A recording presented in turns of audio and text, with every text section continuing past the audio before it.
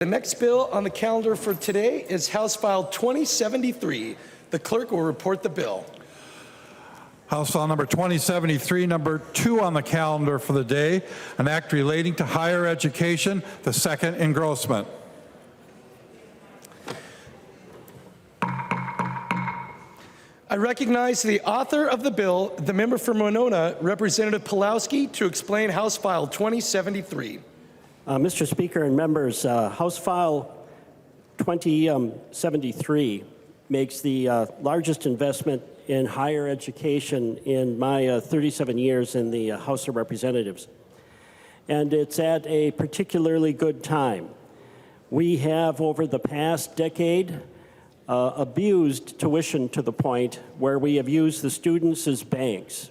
And every fiscal year, we will say we can put on their backs 3.5% or more in tuition increases.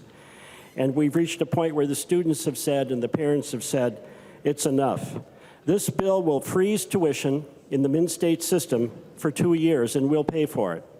This bill provides the University of Minnesota with $48 million over the biennium to address one-time funding issues. This bill, for the first time ever, takes one-time funding of $50 million and campus by campus in the Mid-State system addresses a deficit that has been ongoing on those campuses for the better part of a decade. This bill provides $1 million per year for each of the 3 tribal colleges. It also provides money for the University of Minnesota's system-wide safety and security issues, and it provides an additional $2 million over the base for those issues. Mr. Speaker and members, I know there are amendments at the desk, and why don't we go to the amendments? There are amendments at the desk. The clerk will report the amendment. O'Neill moves to amend House File number 2073, the second engrossment. The amendment is coded A8. I recognize the author of the amendment, the member from Wright, Representative O'Neill, to explain the A8 amendment.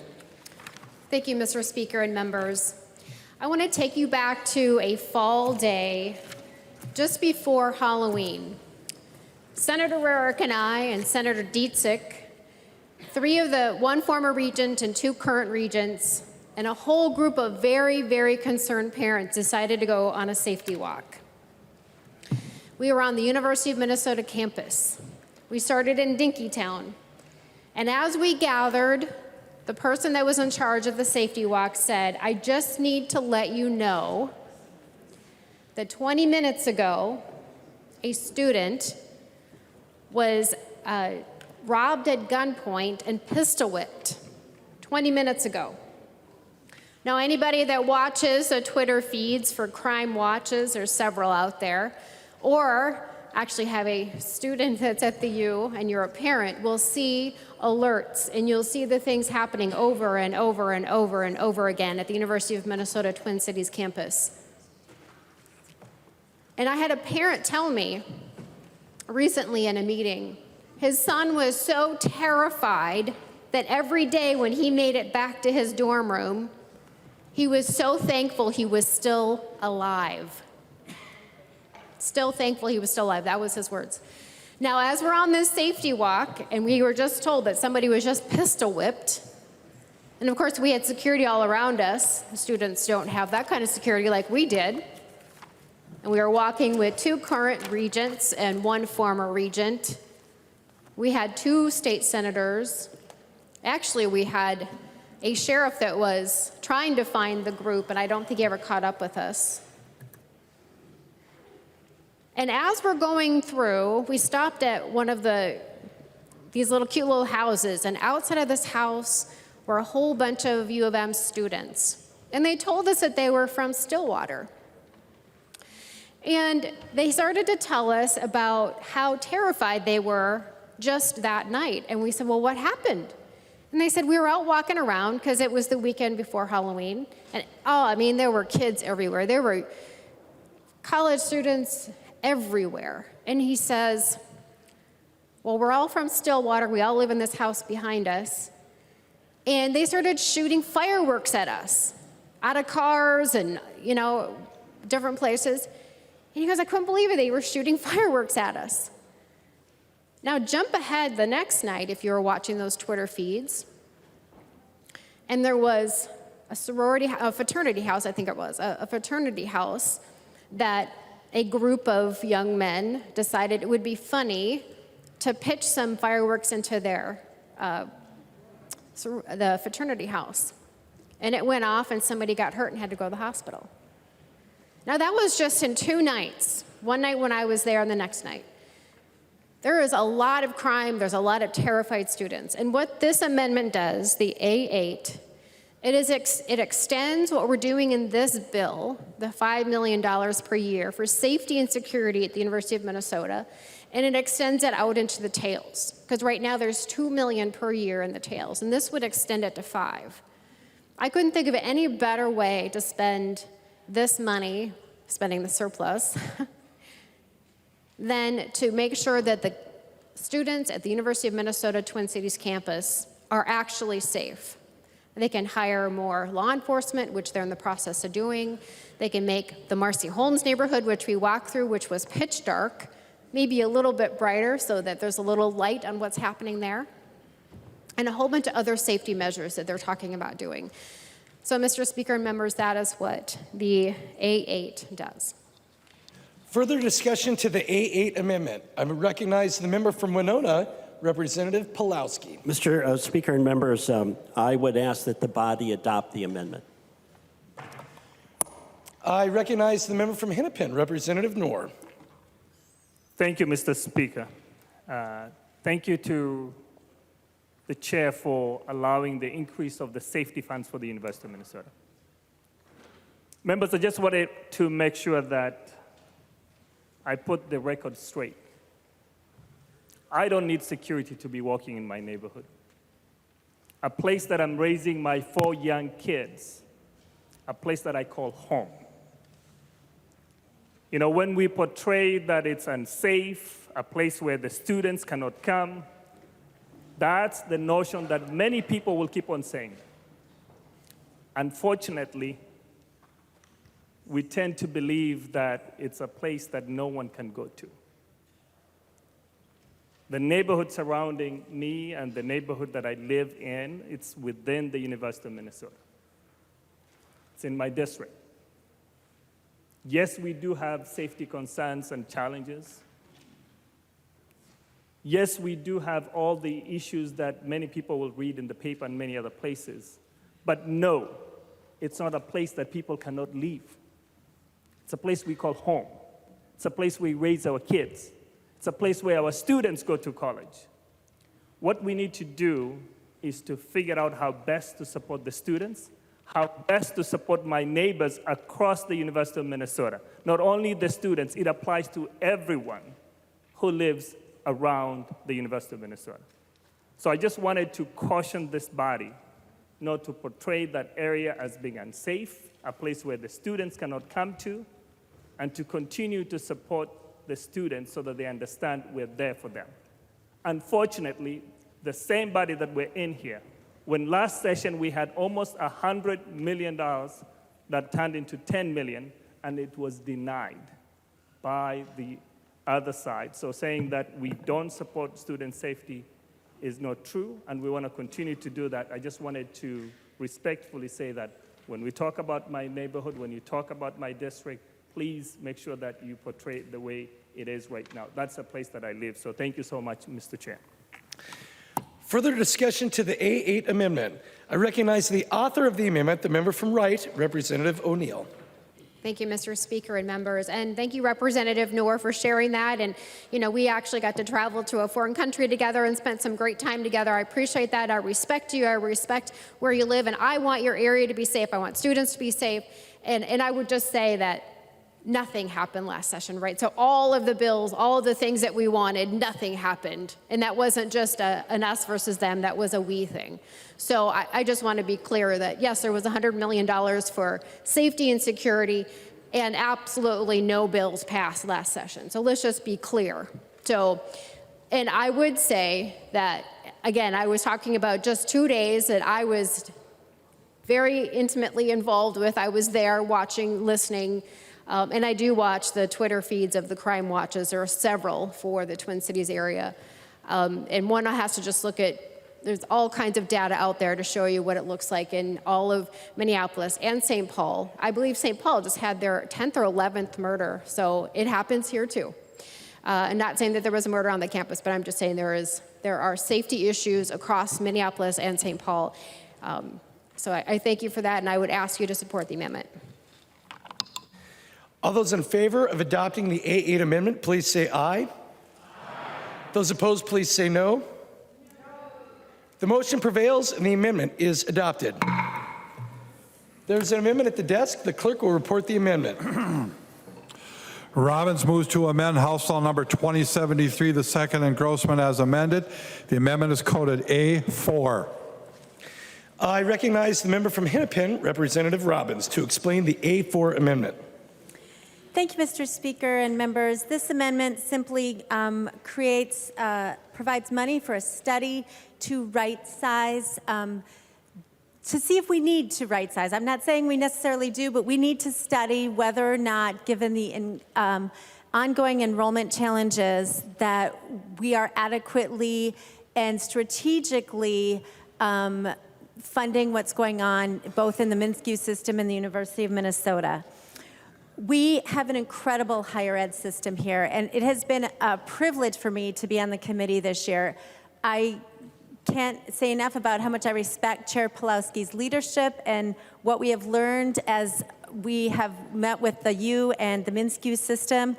And I'm so proud of our university system and the MnSCU system. We have a world-class education here. But the reality is, not just for COVID years, but for the past 10 years, members, we have had a very significant decline in enrollment in both systems. In the last 10 years, enrollment in both systems has declined 27.9%. So members, this is a serious thing that we will see ongoing challenges for. And rather than just ignore it or put a Band-Aid on it, like we are having to do this year, we need to have a long-term study done about where enrollment is going and how we can adjust accordingly to fulfill the mission of the University of Minnesota and the MnSCU system. We want to keep our campuses strong. We want to keep our programs strong. We want to continue to have excellent research that draws faculty and students here from around the world. But in order to do that, we have to face the demographic realities. So for 10 years, enrollment has been declining.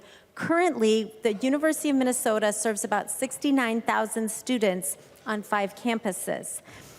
The MnSCU system serves 300,000 students on 54 campuses. Members, I would just submit to you that given that not only are enrollment trends for the past 10 years on the decline, but we have been told by the state demographer that we are going to have a serious enrollment cliff in 2025. We have to prepare for that, and we have to make sure that our system is well funded in the right areas. So the amendment just is a $100,000 study, and I would ask for a roll call on this, members. Representative Robbins requests a roll call vote. Seeing 15 hands, so there will be a roll call vote on the A4 amendment. Further discussion to the amendment. I recognize the member from Winona, Representative Pawlowski. Mr. Speaker, members, I would ask that the members vote against the amendment. Before there was the Office of Higher Ed, there was the Higher Education Service Office. The current chair of higher education was instrumental in repealing it. Before there was a Higher Education Service Office, there was the Higher Education Commission Board. The current chair of higher education was instrumental in repealing it. And with the creation of the Office of Higher Ed, the current chair of higher education was also instrumental in creating it.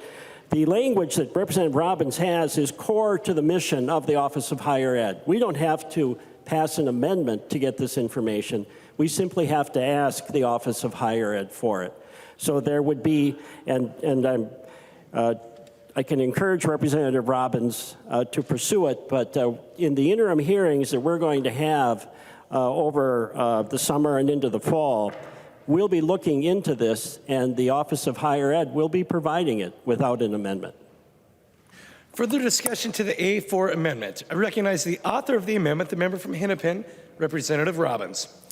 Thank you, Mr. Chair, and thank you, Chair Pawlowski. I do appreciate that, but I would just submit to the body that we often don't get the data or the specific things that we would like from the administration. And I see a lot of the times that we request in statute studies, and the current bill, in fact, has a study, a $75,000 study that OHE will do to explore opportunities to establish statewide volunteer opportunities for students in higher ed education institutions. Members, if we're going to spend $75,000 on a study to explore volunteer opportunities, I think it is much more prudent that we instead direct OHE to do a study on how we right-size the university to meet the enrollment declines we are facing.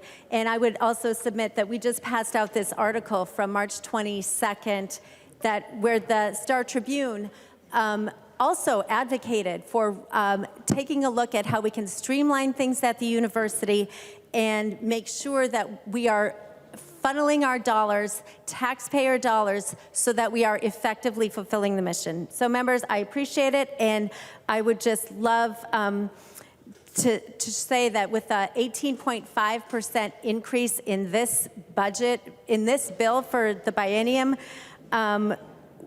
we absolutely need a study like this. Thank you.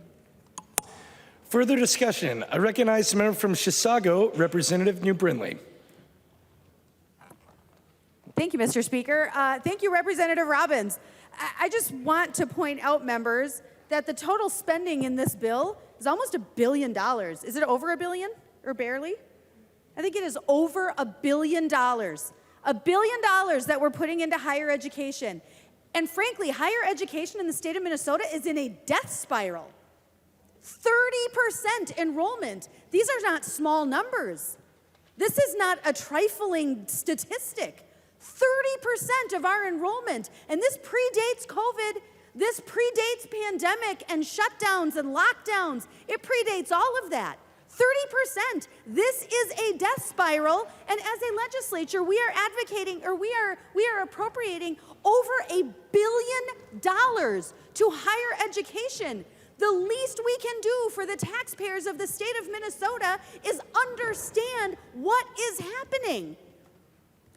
Oh, I'm sorry, $4 billion. $4 billion with a B. And we can't spend $100,000 to figure out what is happening? What's the solution, my Democrat colleagues? What is the solution? Are we just going to continue year after year after year pouring billions of dollars into a system that is in a death spiral? This is bonkers.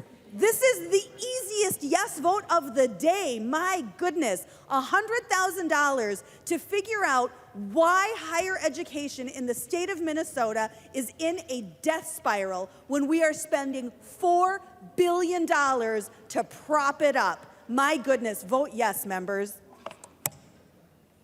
Further discussion to the A4 amendment. I recognize the member from Anoka, Representative Scott. Thank you, Mr. Speaker, and it was a pleasure for me to serve for the first time on the Higher Ed Committee this session, and I really did enjoy my time there and learned a lot. And I do remember the chair talking about getting to the bottom of declining enrollment, so I'm a little bit curious why we're not seeing, I never actually heard the words uttered that we were going to ask the department to do that. I'm glad to hear that him say that possibly that's going to happen during the interim. But members, the declining enrollment issue is happening across the country. It isn't unique to our system. So lest you think that we're just pointing to Minnesota's higher ed infrastructure, our higher ed, that is not the case. This is happening all over the country. And states all over the country that are responsible are going to be looking at this and seeing what the trends are. We have declining high school and elementary enrollment in most places. We're going to continue to see lower enrollment in higher ed as well. And we need to get to the bottom not only of, and the demographic isn't the only reason for the decline. There are other reasons too, but let's get to the bottom of it. And let's do the right thing. Let's find the efficiencies. Have a study done that said this is how we can streamline. As we all know, sitting on the Higher Ed Committee, we talked a lot about administrative costs. And this would get to the bottom of some of those administrative costs too, because the more programs you have that are with lower enrollment, you're spending disproportionately more on administration and less goes toward helping the student on an individual basis. So let's look at this study. It's what, 0.04% of, I think that's the math, maybe it's 0.004% of the $4 billion budget for higher ed. But, you know, let's not just always throw money at a situation. Let's look at how we can find efficiencies. Thank you, Representative Robbins, for bringing this amendment. I think it's really important, and I encourage a green vote. I recognize the member from Olmsted, Representative Quam. Thank you, Mr. Speaker. It's not only this bill that the study would help.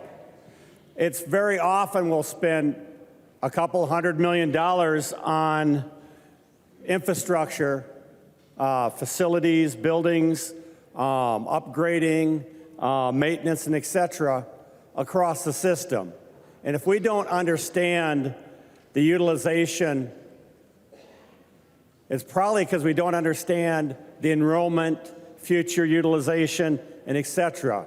This study leverages in multiple areas and could save us from spending hundreds of millions of dollars on things that aren't going to be utilized. So I think it's just prudent and intelligent.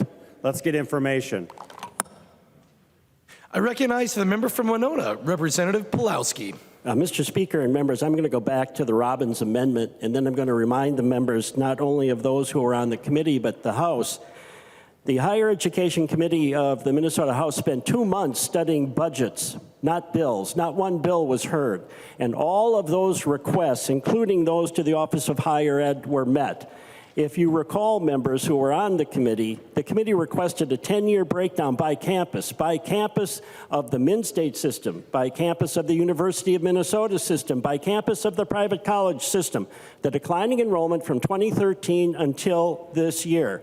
A corollary request was then made of the deficits by campus of each campus in the Min-State system, and then the tuition increases at the University of Minnesota and in other entities.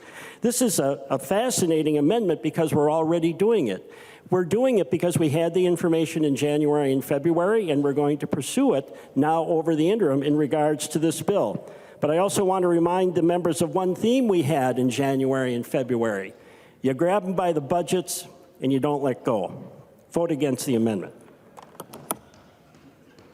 I recognize the author of the amendment, the member from Hennepin, Representative Robbins. Thank you, Mr. Speaker, and thank you, members, for the discussion. I do appreciate Chair Pulowski's wonderful leadership and all the data that he did request to the committee. But I have to say, members, that when we would question the the testifiers in the committee, they weren't very forthcoming on what they were going to do to address the reality of these enrollment challenges. And to Representative Quam's point, there are significant investments outside of this bill. The capital request for the University of Minnesota was $371 million, and the capital request for MnSCU is $349 million. And so, members, what happened this year in committee is that the University of Minnesota and MnSCU came to us with a budget request, and then they got more data. And they realized how deep the enrollment decline was, and their own projections were wrong. And then they came with a supplemental budget request, and that's why we are at this 18.5% increase. We cannot just be reactionary every time some new enrollment challenge happens or some other issue goes on at a campus. We need to be much more strategic and global in how we are looking at how we are going to invest in public education for the next 10 years. And so, members, this study is common sense. It's much more important than the study currently in the bill for $75,000 on student volunteer opportunities, although I support that. This is a much more long-term important study, and I urge a green vote. Thank you. The clerk will take the roll on the A4 amendment.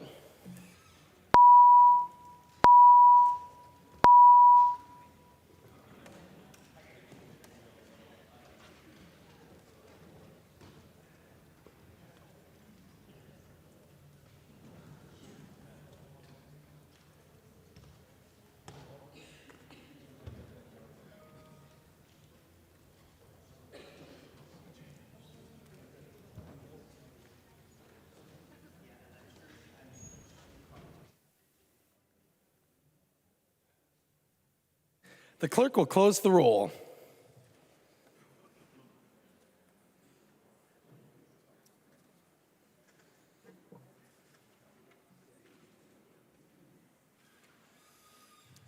There being 58 ayes and 69 nays, the motion does not prevail and the amendment is not adopted. There's an amendment at the desk. The clerk will report the amendment. Nash moves to amend House File Number 2073, the second engrossment as amended. The amendment is coded A6. I recognize the author of the amendment, the member from Carver, Representative Nash, to explain the A6 amendment. Thank you, Mr. Speaker. I would move the A6 and would request a roll call. Representative Nash requests a roll call vote. Seeing 15 hands, there will be a roll call vote on the A6 amendment. Representative Nash. Thank you, Mr. Speaker. And to the chair of the Higher Ed Committee, I deeply respect the move that you made, I think it was 10 years ago, in addressing some of the compensation issues relative to folks at the U. Members, this amendment would cap the president of the University of Minnesota's salary at 350% of the governor's salary. Now, that's a big number, and since the letter of the day, if it's Sesame Street, is B, as in bonkers, what we've seen recently in the compensation package relative to the president is that she has been rewarded quite well. And having been a senior VP of sales and having a variable compensation, my compensation and others who have been CEOs or presidents, I know that success is one of the metrics. And as we've heard a number of times, enrollment is declining, and that's not a metric of success. So I think a lot of us were really astounded when we saw the increase of the salary and then the announcement of the next year's increase of a salary and then the bonus. And Chair Pawlowski, I really appreciate the willingness to work on this. I think this is important. I think that the message that is sent in this to the people who are possibly sending their kids to the U or considering sending their kids to the U is that the legislature is going to take a look at this and possibly intervene where the regents may not have. And I know from talking to the chair that he's willing to talk about this, the interim hearings, and I don't know when that is, but I look forward to that opportunity. Members, this is a really good amendment. I think that, once again, it sends a message to people who are evaluating colleges right now, and I have several children who are looking at that, and if this increase in salary or this current salary is carried forward, that's going to do nothing but raise the cost of tuition to folks who are going to consume those services. So I want to make sure that we're doing our diligence here at the legislature and that we can move this forward, and I would appreciate your support and your green vote. Discussion to the A6 amendment. I recognize the member from Winona, Representative Pawlowski. Representative Nash, I'm intrigued by your amendment because it's true, 10 years ago, we did a deep dive on the administrative salaries of all of higher education, and we prevented bonuses. We also put in what we hoped would have been limits to increases in administrative salaries. And I can promise you that over the interim, we will be looking at it again because performance is going to have to be part of the package that we're going to hopefully pass today on the House floor.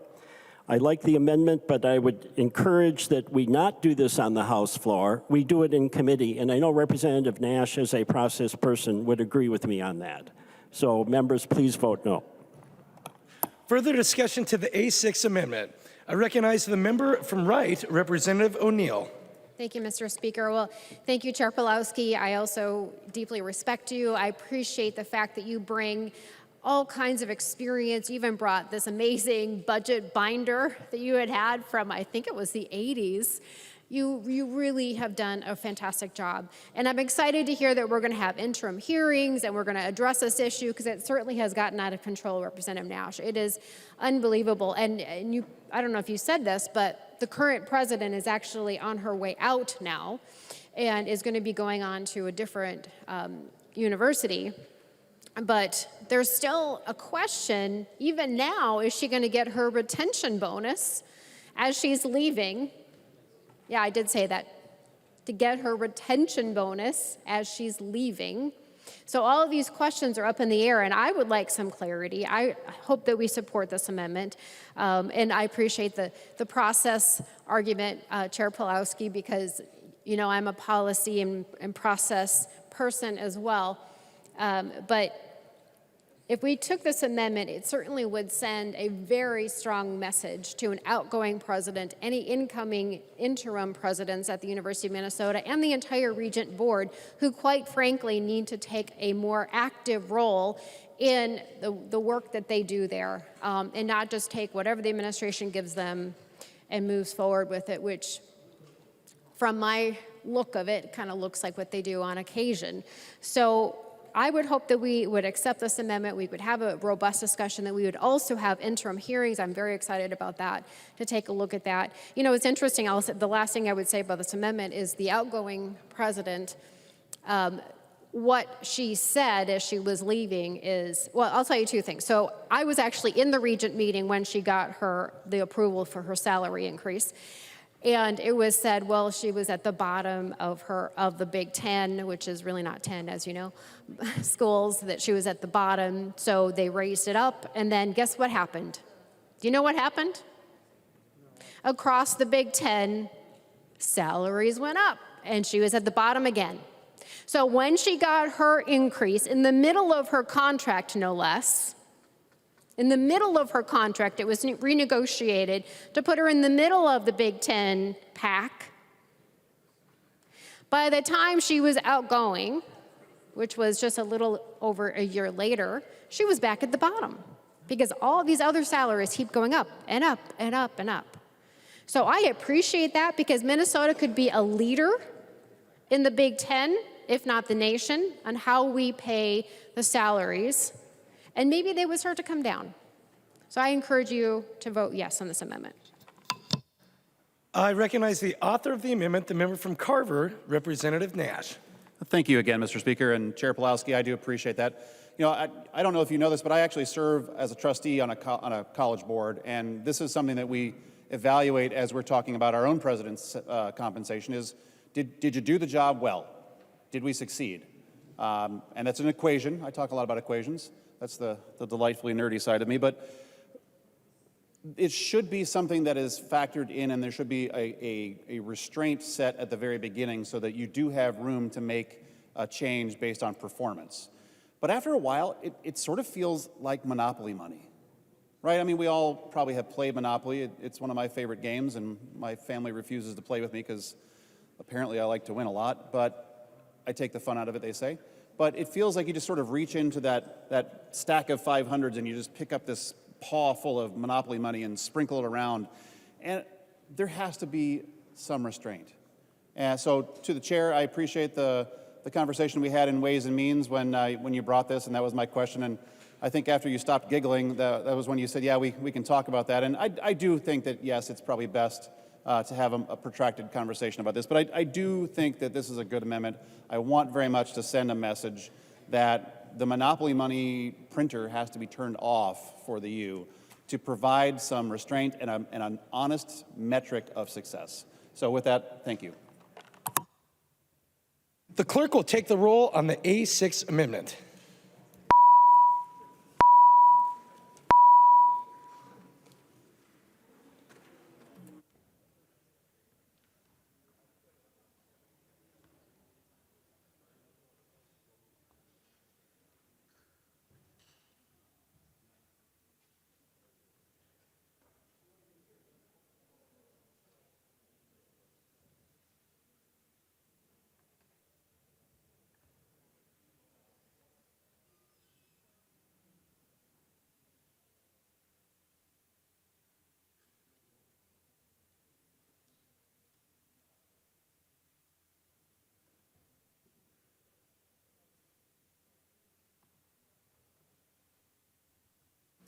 The clerk will close the roll.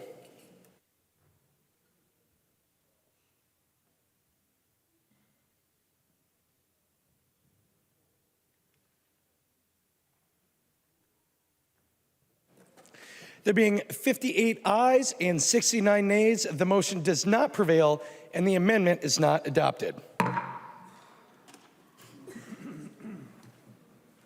There's an amendment at the desk. The clerk will report the amendment. McDonald moves to amend House File Number 2073, the second engrossment, as amended. The amendment is coded A7. I recognize the author of the amendment, the member from Wright, Representative McDonald, to explain the A7 amendment. Very good. Thank you, Mr. Speaker. This amendment takes the $3.4 million appropriated for the unemployment insurance aid and reappropriates it for the funding of law enforcement tuition relief grant program that incentivizes individuals to become peace officers. It's 1.9 million. And to fund teachers of color scholarships, $1.4 million. In committee, we heard proponents of the unemployment insurance bill that this was only a handful of jobs that were appropriated for this particular bill. So instead of spending $3.3 million for individuals, a very few individuals, to get unemployment during the summer months, when campuses generally have summer jobs available, we should give this money to programs that we know the money is needed, such as law enforcement, I'm sure you'll all agree, and grants for teachers of color scholarships. I'm sure you'll agree to that as well. According to the letter from the Minnesota Peace and Police Officers Association submitted in support of House File 863, Representative Wilgemott's bill, Minnesota is facing a critical shortage of police officers. And you all know what happens when we have a shortage of police officers. It's not good. According to a handout provided by Teachers of Color advocates, the ratio of BIPOC teachers in Minnesota to BIPOC students is 1.9. The ratio of white teachers to white students is 1.90 for BIPOC students, and the ratio of white teachers to white students is 1.9. This funding is better spent on increasing law enforcement officers and providing safe communities and increasing teachers of color to reflect student diversity in schools. Now, you will probably hear from the chairman, who, by the way, as you probably already know, is one wise chairman. The committee has been spent on grabbing the budgets and not letting them go, and he has done just that, and he's done a wonderful job on that. However, this is a friendly amendment, and I hope that my good friend will accept this amendment. But you will probably hear that particularly in his bill, there is an appropriation of funds that will help the officers' scholarships under the Minnesota State Workforce Development Scholarships. And that is true, and it's fantastic that the chair has included some of those fundings. However, there's a little glitch in that particular appropriation. It doesn't specifically get that money to students who want to go into law enforcement. So we believe that this particular amendment, taking the money away from the unemployment and put it into two very important elements. Police Officers Association for students that want to go and get grants for police officer, and for students of color.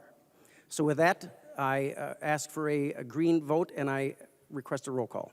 Representative McDonald requests a roll call vote. Seeing 15 hands, so there will be a roll call vote on the A7 amendment. Is there any further discussion to the A7 amendment? I recognize the member from Winona, Representative Pulowski. Mr. Speaker and members, there are two problems with the McDonald amendment. And the first one is he takes the money from somewhere else, particularly the unemployment fund. We had testimony in committee how critical it is with worker shortages that we allow those individuals, and this is both at the University of Minnesota and Min State, that they be allowed to collect unemployment when the school is not in session. Secondly, he doesn't understand the bill covers or exceeds to cover the areas he wants to. I'm going to draw your attention to page 8 of the bill, and this deals with the money he would like to see go to teachers of color. Subdivision 25, grants to teachers, student teachers in shortages areas, $4 million. Subdivision 26, grant to underrepresented student teachers, $2,625,000. Subdivision 27, teacher shortage loan repayment, $3,200,000. We've not only taken the teachers of color seriously as a pilot program, we've expanded that program. But then he goes on to say that we didn't do anything for law enforcement. Specifically on page 46, line 46.20, we added the category under program eligibility for public safety. And we were sure to make that broad enough that it would include all elements of public safety. The flexibility in this bill will allow us over the interim hearings to see exactly how the Min-State system and other institutions are employing the money that we have in the workforce development and other areas. So members, I'm going to ask you to vote against the bill because we're already doing it better than the McDonald Amendment. Further discussion to the A7 amendment. I recognize the author of the amendment, the member from Wright, Representative McDonald. Mr. Speaker, well, first of all, Representative Pawlowski, I never said you're not doing anything for law enforcement, so that's wrong. So let's get that straight. I never said those words whatsoever. And the point of this school, the Minnesota State Workforce Development Scholarships, we increased the eligibility for those.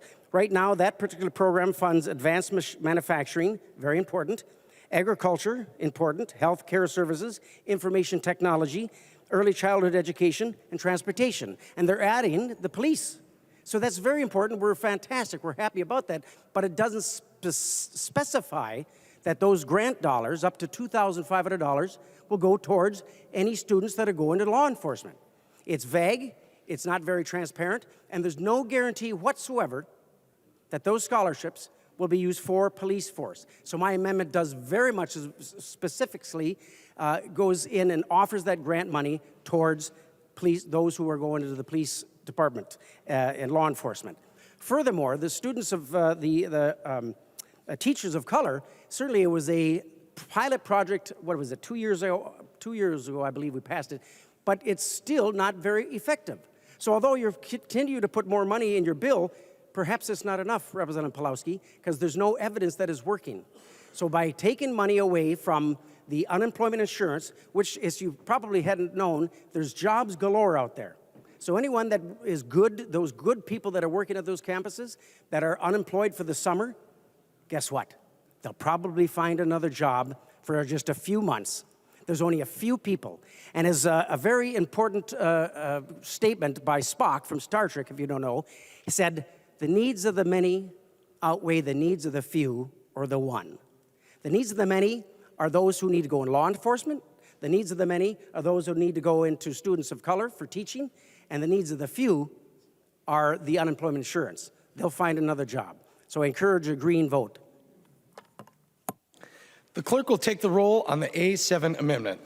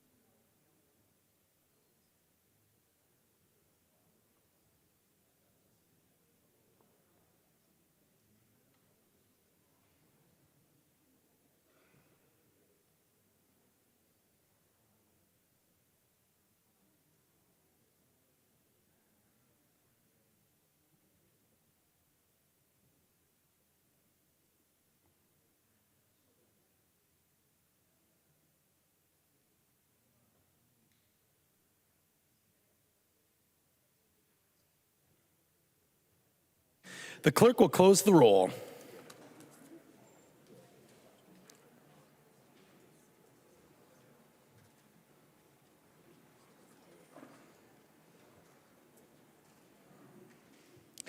There being 58 ayes and 69 nays, the motion does not prevail and the amendment is adopted. It's not adopted.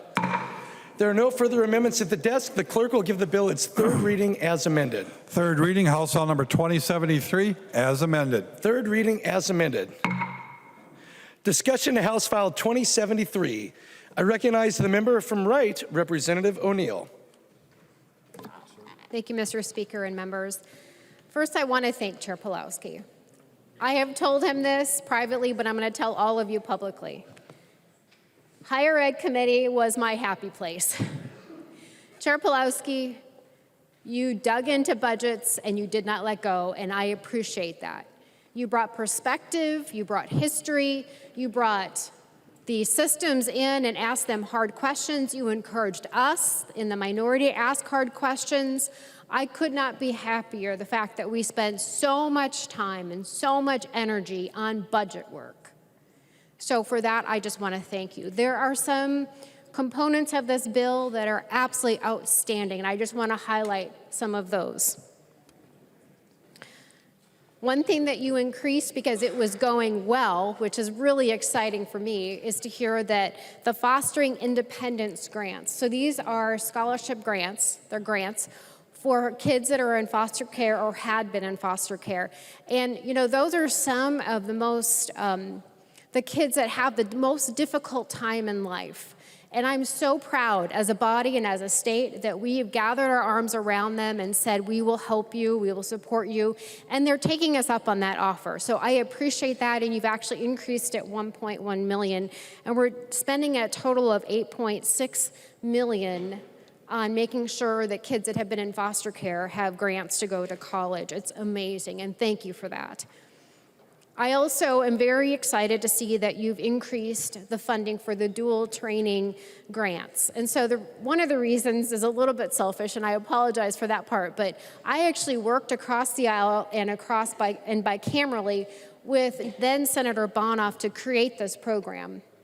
It was patterned after some things that they were doing in Germany. It was an amazing kind of precedent setting here in Minnesota, and it is so successful that we're increasing it by $5.3 million to a total of $9.3 million.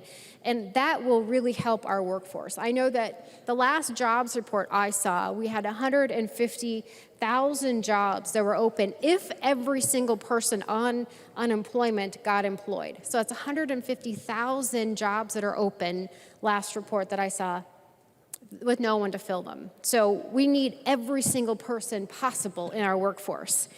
And to that end, I'm also really excited to partner with Representative Keeler, and I'm sorry I can't see you across the aisle here if you're sitting over there because we've got a big desk between us, but I got to sit next to her as we presented the bill about O&M, so operations and maintenance funding for our tribal colleges.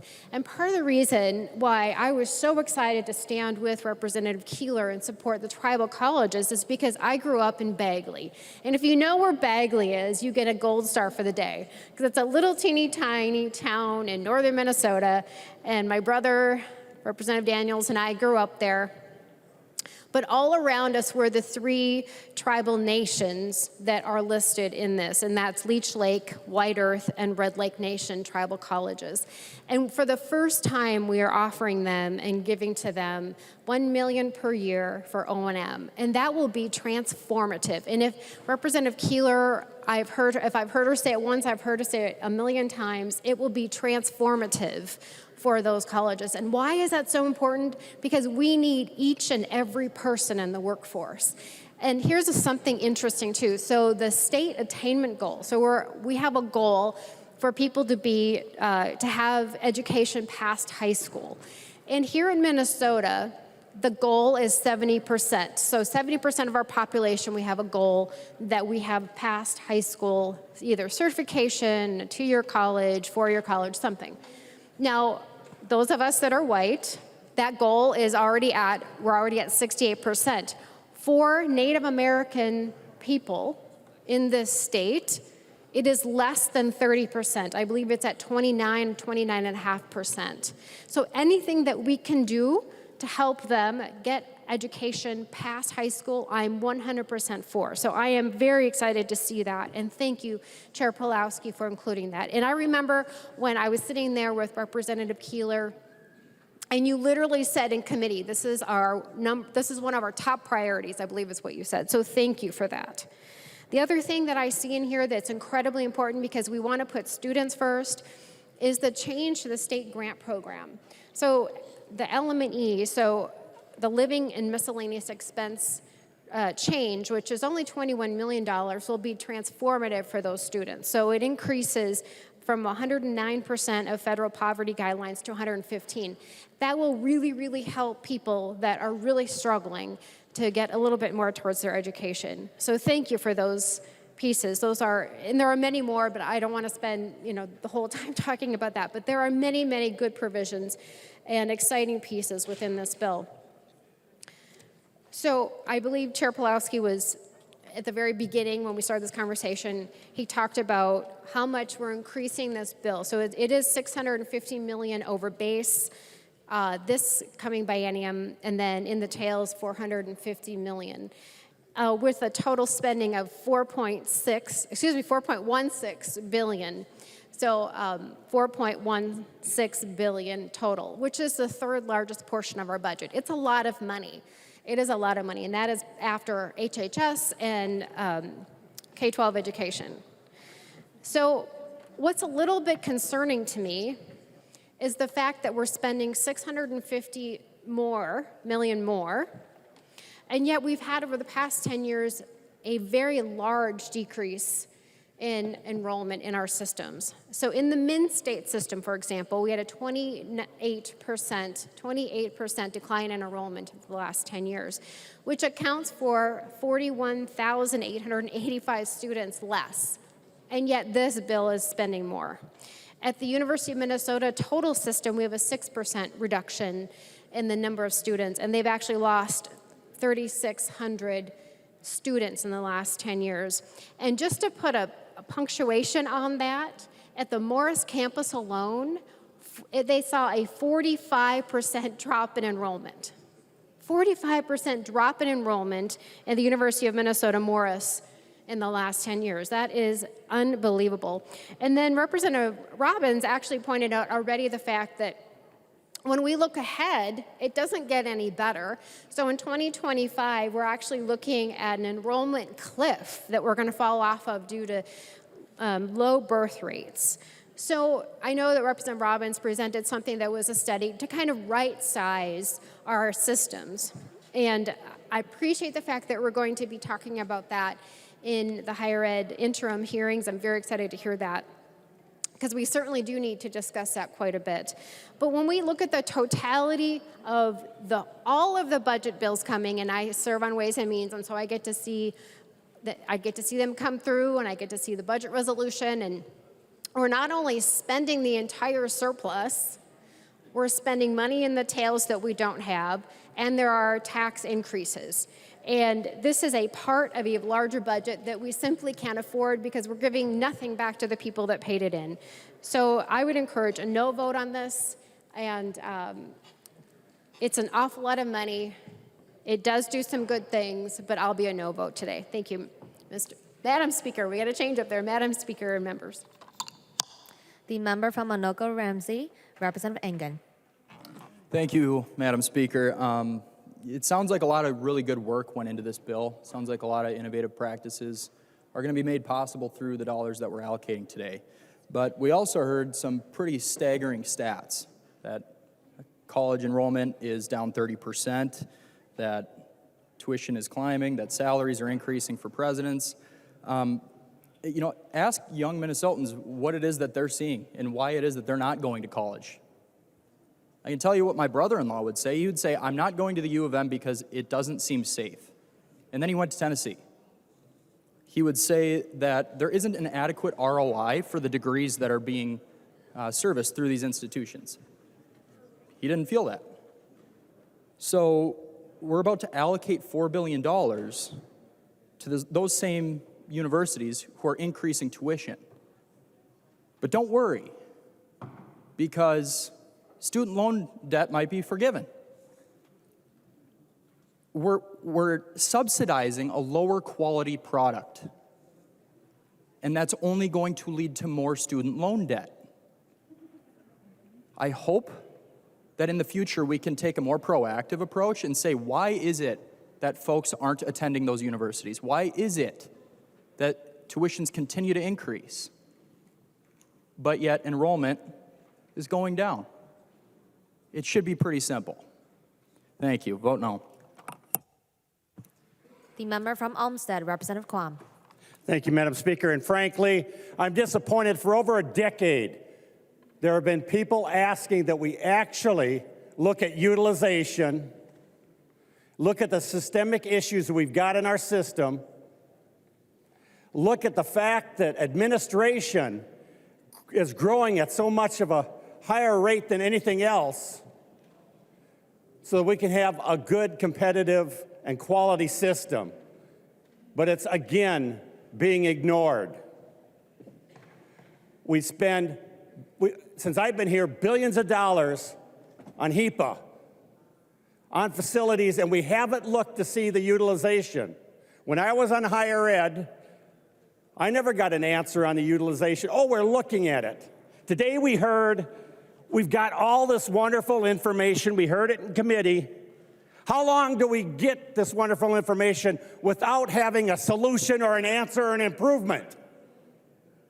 Yeah, data's great, but we have to actually look at it and figure out what needs to be done. This bill is not doing it. The member from Sherburne, Representative Wagamont. Well, thank you very much, Madam Speaker. I rise to urge support for House File 2073. Madam Speaker, this bill is a game changer for St. Cloud State University, for St. Cloud Technical Community College, and for the colleges and universities all throughout the state of Minnesota. Unfortunately, Madam Speaker, despite the fact that Minnesota, we pride ourselves as being an education state, years of disinvestment for higher education budgets have led to our colleges and universities to experience devastating declines in enrollment. And that has been the focus of our Higher Education Committee this year, the impact of budgets on enrollment. And I'm very proud that with a historic target of $650 million this biennium, $450 million the next biennium, we are going to change the game for higher education in Minnesota. We're changing the game for our students, the students of today. It's making college more affordable and accessible by saving our students a combined $75 million by fully funding a 2-year tuition freeze for the Minnesota state system. We're making textbooks more affordable by expanding the Z degree textbook program, and we're investing $26 million in student support services for more advisors, more social workers, more community resource connectors, mental health support staff, to make sure our students have not only the academic support they need, but the life support that they need to deal with the challenges that our students are facing. Madam Speaker, this is a game changer for our campuses and their long-term financial vitality. A combination of factors from fewer students paying tuition, again, decades of state disinvestments, and the COVID-19 pandemic have all combined to create severe structural deficits across the Min-State system. That's why I am so proud that we are providing one-time funding of $50 million to help our campuses address these deficits. Madam Speaker, this is going to save crucial jobs and programs. This is exactly what our campuses need at this time. The thing I'm the most proud is what this bill is going to do, not just for our students, not just for our campuses, but investing in the workforce for tomorrow. This is why this bill is a winner, is a game changer for all of Minnesotans. Because as Chair Pawlowski has mentioned, we're investing in scholarships that will go to students who are pursuing careers in high-demand jobs, such as public safety, agriculture, healthcare, early childhood education, transportation, and construction. We're building the skilled workforce today to fit Minnesota's workforce needs for tomorrow. So with that, Madam Speaker, I want to thank Chair Pawlowski for his leadership. It's been an honor to serve as his vice chair. We grabbed him by the budgets, we didn't let go, and as a result, higher education in Minnesota is going to benefit for years to come. Thank you, Chair Pawlowski. Thank you, Madam Speaker. Members, I urge a green vote. The member from Winona, the author of the bill, Representative Pulaski. Thank you, Madam Speaker. And I want to thank Representative O'Neill for her comments about the committee and the committee's work on budgets. Because the key to the success of this bill is the difference between hearing bills and actually doing budgets. And Representative O'Neill's comments echo what perhaps was the greatest compliment given to this committee, and it was given by Representative Liz Olson, who chairs Ways and Means. Now, she may have been giving the compliment to the committee because we share committee administrators, Owen Worth, but she did tell the chair of higher education that she didn't understand the difference between hearing budgets and hearing bills until she saw the work of the Higher Education, Finance, and Policy Committee. And that's a great credit to the committee administrator, Owen Worth. This bill is needed now because we have a massive worker shortage. We need skilled workers. This bill reinvests in all levels of higher education for skilled workers. It also makes it accessible and affordable. But the success of the bill will determine whether or not, if you hear budgets or if you hear bills. And I think if you hear budgets, you produce a bill that's going to make significant change. I encourage the members to vote for the bill. The member from Stearns, Minority Leader, Representative Demuth. Thank you, Madam Speaker. Members, we've heard on the higher ed bill a lot, both ways on it. You know, just knowing that we need to invest in our students. That is our responsibility. And to Chair Pulowski and to Lead O'Neill, thank you for your work as you've worked together and brought this forward. We do know that we have to invest in higher ed to ensure that our students are receiving the best access to education. And we need to ensure that we are making the right investments in the right places. Keeping students first is our responsibility, but also holding our institutions accountable is what is expected. We have to ensure that our state resources are going to our students. Continuing to increase the spending without acknowledging and adjusting for the declining enrollment is not fiscally responsible. With that, members, I would encourage a no vote today on this bill. Further discussion of House File 2073. I recognize the member from Hennepin, the Majority Leader, Representative Long. Thank you, Mr. Speaker. Our state's colleges and universities have opened the doors of opportunity for countless Minnesotans and continue to do so today. All Minnesotans deserve opportunities to pursue their passions and achieve their dreams. I'm going to tell two quick stories about individuals who've done so through our college and university system. One is Justin Ramin from Gilbert, a 2019 graduate of Minnesota North College in Ely. After a few semesters, Justin did not have a clear career direction, but that changed after one conversation with Water Resources Program Manager Wade Klingsporn. Justin says that Wade helped him identify a clear career path by focusing his studies on water quality. And Justin is currently employed by the Public Works Department of the City of Gilbert. He said he's amazed that there's so many different ways to get involved in the industry, including water operations, lab work, hydrant testing. And Justin says he's happy in Gilbert, and the best part of his job is knowing he helps provide clean, fresh water to local residents. Or the story of Mohammed Ahmed Mohammed, who's lived in the nitty-gritty granite city of St. Cloud for 13 years. When the Electrolux plant closed, about 750 employees, including Mohammed, had limited options: find another job or change careers.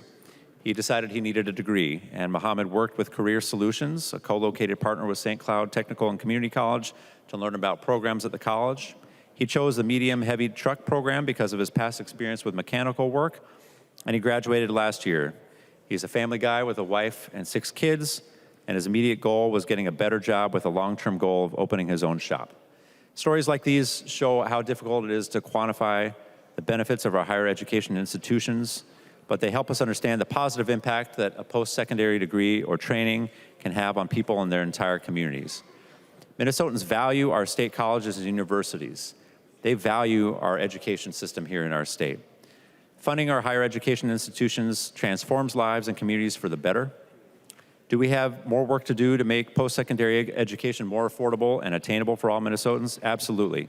But we'll never achieve the goal if we starve our state colleges and universities, as some of the members on the minority are proposing.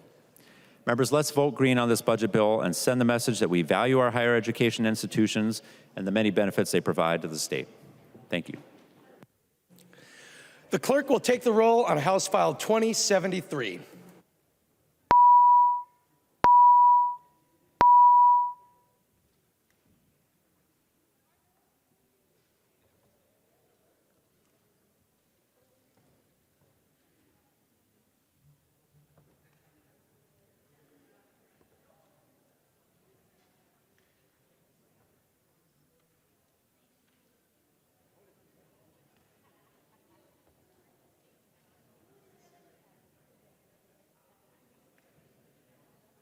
The clerk will close the roll.